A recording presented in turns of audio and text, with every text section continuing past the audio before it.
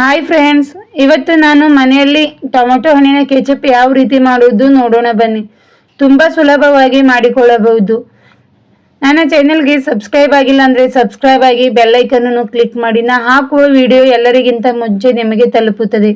ಮೊದಲು 1 kg tomato ಹಣ್ಣನ್ನು ಚೆನ್ನಾಗಿ ತೊಳೆದು ಇಟ್ಟುಕೊಳ್ಳಿ. ಕೆಂಪು ಕಲರ್ ಇರುವ ಟೊಮೆಟೊ ಹಣ್ಣನ್ನು ತೆಗೆದುಕೊಳ್ಳಿ.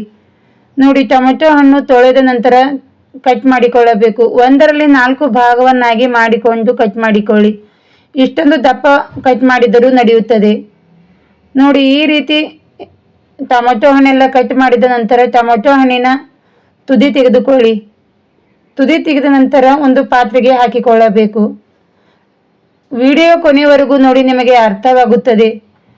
ನಾವು ಮಾರ್ಕೆಟ್ನಲ್ಲಿ ತರುವ ಟೊಮೆಟೊ ಕೆಚಪ್ ರೀತಿಯೇ ಈ ಕೆಚಪ್ಪು ರೆಡಿಯಾಗುತ್ತದೆ.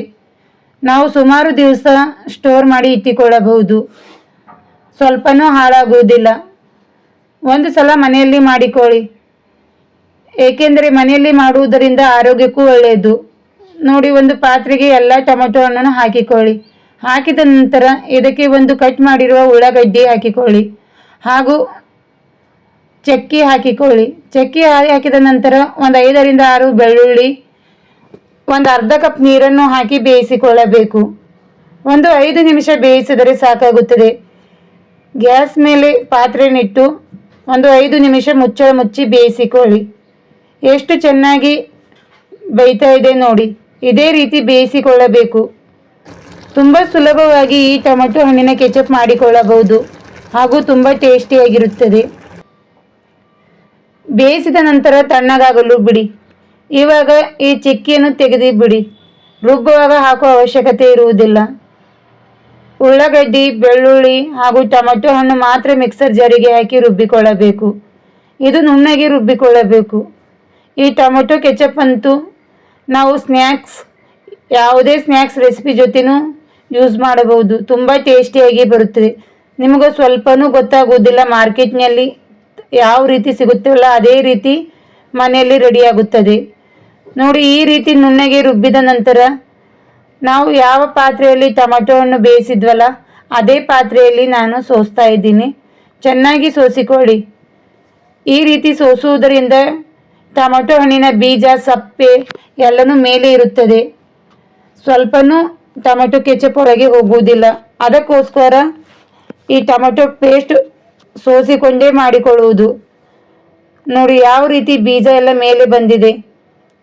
ಈ ರೀತಿ ಸೋಸಿಕೊಂಡ ನಂತರ ಒಂದು ಕಡೆಗೆ ಹಾಕಿಕೊಳ್ಳಿ. ಈ ಕಡೆಯನ್ನು ಗ್ಯಾಸ್ ಮೇಲೆ ಇಟ್ಟುಕೊಂಡು ಸುಮಾರು ಒಂದು 5 ನಿಮಿಷ ಬೇಯಿಸಿಕೊಳ್ಳಬೇಕು. ನೋಡಿ, ತುಂಬ ಚೆನ್ನಾಗಿ ಈ ಟೊಮೆಟೊ ಕೆಚಪ್ ರೆಡಿಯಾಗುತ್ತದೆ. ಹಾಗೂ ಇದಕ್ಕೆ ಜಾಸ್ತಿ ಸಾಮಾನೇನು ಬೇಕಾಗುವುದಿಲ್ಲ. 1 ಸ್ಪೂನ್ ಖಾರದ ಪುಡಿ, ರುಚಿಗೆ ತಕ್ಕಷ್ಟು ಉಪ್ಪು ಹಾಕಿಕೊಂಡು ಚೆನ್ನಾಗಿ ಮಿಕ್ಸ್ ಮಾಡಿಕೊಳ್ಳಿ. ಮನೆಯಲ್ಲಿರುವ ಸಾಮಾನುಗಳಿಂದನೇ ಮಾಡಿಕೊಳ್ಳಬಹುದು, ಹಾಗೂ ಒಂದು ಸಲ ಮಾಡಿದರೆ ಸುಮಾರು ದಿವಸ ಹಾಳಾಗುವುದಿಲ್ಲ. ನಾವು ಮಾರ್ಕೆಟ್ನಿಂದ ತರುವ ಕೆಚಪ್ಪಲ್ಲಿ ಕಿಂತನೂ ಮನೆಯಲ್ಲಿ ಮಾಡಿಕೊಳ್ಳುವ ಕೆಚಪ್ ತುಂಬ ಚೆನ್ನಾಗಿರುತ್ತದೆ, ಹಾಗೂ ಟೇಸ್ಟು ತುಂಬ ಚೆನ್ನಾಗಿರುತ್ತೆ. ಇದಕ್ಕೆ 1 ಕಪ್ ಸಕ್ಕರೆ ಹಾಕಿಕೊಳ್ಳಿ. 1 kg ಟೊಮೆಟೊ ಹಣ್ಣಿಗೆ 1 ಕಪ್ ಸಕ್ಕರೆ ಸರಿಯಾಗಿರುತ್ತದೆ. ನೋಡಿ, ಸಕ್ಕರೆ ಹಾಕಿದ ನಂತರ ಸ್ವಲ್ಪ ತೆಳುವಾಗಿ ಬರುತ್ತದೆ, ನಂತರ ಗಟ್ಟಿಯಾಗುತ್ತದೆ. ಗಟ್ಟಿಯಾಗಿ ಕಲರ್ ಚೇಂಜ್ ಆಗುವವರೆಗೂ ಚೆನ್ನಾಗಿ ಮಿಕ್ಸ್ ಮಾಡಿಕೊಂಡು ಬೇಯಿಸಿಕೊಳ್ಳಿ. ನೋಡಿ, ಯಾವ ರೀತಿ ಕಲರ್ ಚೇಂಜ್ ಆಗ್ತಾ ಇದೆ. ಇದೇ ರೀತಿ ಬೆಂದ ನಂತರ ಕಲರ್ ಚೆನ್ನಾಗಿ ಬರುತ್ತದೆ. ನಾವು ಮಾರ್ಕೆಟ್ನಲ್ಲಿ ಸಿಗುವ ಕೆಚಪ್ ಕಲರೇ ಬರುತ್ತದೆ. ಟೊಮೆಟೊ ಹಣ್ಣು ನೋಡಿಕೊಂಡು ತೆಗೆದುಕೊಳ್ಳಿ. ಕೆಂಪು ಕಲರ್ ಟೊಮೆಟೊ ಹಣ್ಣು ತೆಗೆದುಕೊಂಡರೆ ಇದೇ ರೀತಿ ಕಲರ್ ಬರುತ್ತದೆ. ನೋಡಿ, ಈ ರೀತಿ ಬೇಯಿಸಿದ ನಂತರ ಸ್ವಲ್ಪ ತಣ್ಣಗಾಗಲು ಬಿಡಿ. ನಾವು ಟೊಮೆಟೊ ಹಣ್ಣಿನ ಕೆಚಪ್ ರೆಡಿಯಾಗಿದೆ ಅಂತ ಚೆಕ್ ಮಾಡಲು ಒಂದು ಪ್ಲೇಟನ್ನು ತೆಗೆದುಕೊಳ್ಳಿ. ಒಂದು ಪ್ಲೇಟಿಗೆ ಸ್ವಲ್ಪ ಟೊಮೆಟೊ ಕೆಚಪ್ ಹಾಕಿದರೆ ಗೊತ್ತಾಗುತ್ತದೆ. ತುಂಬ ಸುಲಭವಾಗಿ ಚೆಕ್ ಮಾಡಿಕೊಳ್ಳಬಹುದು. ನೋಡಿ, ಯಾವ ರೀತಿ ಬಂದಿದೆ. ಸ್ವಲ್ಪ ಪ್ಲೇಟನ್ನು ಅಲ್ಲಾಡಿಸಿದರೆ ಸ್ವಲ್ಪನೂ ನೀರಿನ ಥರ ಬರದಿದ್ದರೆ ಕ್ರೀಮ್ ಥರ ಬಂದರೆ ರೆಡಿಯಾಗಿರುತ್ತದೆ. ನೋಡಿ, ಯಾವ ರೀತಿ ಬಂದಿದೆ, ನಿಮ್ಮ ಮುಂದೆ ಇದೆ. ಇವಾಗ ಇದಕ್ಕೆ 1 ಕಪ್ ವೈಟ್ ವಿನಿಗರ್ ಹಾಕಿಕೊಳ್ಳೋಣ. ಸಿರಕ ಅಂತಾರಲ್ಲ ಅದೇ. ವಿನಿಗರ್ ಹಾಕುವುದರಿಂದ ಬಹಳ ದಿವಸ ಹಾಳಾಗುವುದಿಲ್ಲ. ನಾವು ಟೊಮೊಟೊ ಕೆಚಪ್ ರೆಡಿ ಆದ ನಂತರ ವಿನೆಗರ್ ಹಾಕಿಕೊಳ್ಳಿ. ಮೊದಲೇ ಹಾಕಿದರೆ ಅಷ್ಟೊಂದು ದಿವಸ ಇರುವುದಿಲ್ಲ, ಟೇಸ್ಟು ಸ್ವಲ್ಪ ಡಿಫ್ರೆಂಟ್ ಆಗಿರುತ್ತದೆ. ನಂತರ ಹಾಕುವುದರಿಂದ ತುಂಬಾ ಟೇಸ್ಟಿಯಾಗಿ ಬರುತ್ತದೆ. ಇವಾಗ ಒಂದು ಬಾಟಲಿಗೆ ಹಾಕಿಕೊಳ್ಳಿ. ಈ ರೀತಿ ಬಾಟಲಿಗೆ ಹಾಕಿ ಫ್ರಿಜ್ದಲ್ಲಿ ಇಟ್ಟರೆ ಬಹಳ ದಿವಸ ಹಾಳಾಗುವುದಿಲ್ಲ, ಆರೋಗ್ಯಕ್ಕೂ ಒಳ್ಳೆಯದು. ನನ್ನ ವಿಡಿಯೋ ನಿಮಗೆ ಇಷ್ಟವಾದರೆ ಲೈಕ್ ಮಾಡಿ, ಫ್ರೆಂಡ್ಸ್ ಹಾಗೂ ಫ್ಯಾಮಿಲಿಗೆ ಶೇರ್ ಮಾಡಿ, ನನ್ನ ಚಾನಲ್ಗೆ ಸಬ್ಸ್ಕ್ರೈಬ್ ಆಗಿ.